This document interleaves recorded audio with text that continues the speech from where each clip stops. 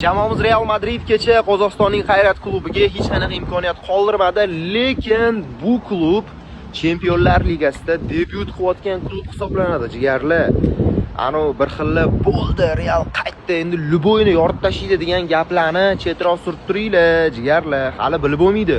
Katta klublarga qarshi ham xuddi shunaqa tempda o'ynasa, bundan buyog'iga Real yorib tashlashi mumkin.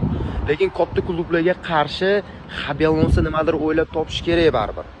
Baribir boshqacha yondashish kerak. Bu yerga urishmas Xayratda. Xayrat baribir Real Madridda uriniga, ya'ni Real Madridga teng bo'lmagan raqib edi. Ya'ni favorit faqat Real Madrid edi bu yoqda.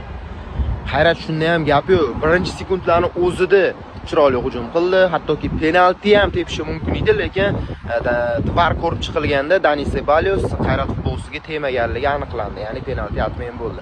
Lekin shunda ham Xayrat klubiga gap yo'q. Jamoamiz Real Madrid endi shunaqa tempda ketish kerakki, katta klublarga ham xuddi shunaqa o'yinini ko'rsata olish kerak. Kylian Mbappe o'zi shunaqa qotil. Lekin katta klublarga ham xuddi shunaqa tempda hujumlar qilib, xuddi shunaqa tempda ushab va himoyani ham xuddi shunaqa ushash kerak. Aynan kichkina klublarga emas, katta klublar bilan ham shunaqa o'ynash kerak, xudo xohlasa. Chempionlar Ligasida Real Bavariyadan keyin ikkinchi o'rinda turibdi. Nimani hisobiga? Bavariya ko'proq gol urib qo'ygan, lekin ochkolar bir xil. Xudo xohlasa Chempionlar Ligasini bir-bilan yakunlaydi Real Madrid bu mavsumda. Chempionlar Ligasida Real navbatdagi uchrashuvi Italiyaning Juventus klubiga qarshi. Bernabeuga qabul qiladi Juventusni. Mana bu o'yinda ko'ramiz. Juventus ham kuchli raqib, bilasizlar, Dortmundga qarshi otishma bo'ldi, Interga qarshi otishma bo'ldi. Gol urishni yaxshi ko'radigan klub hisoblanadi.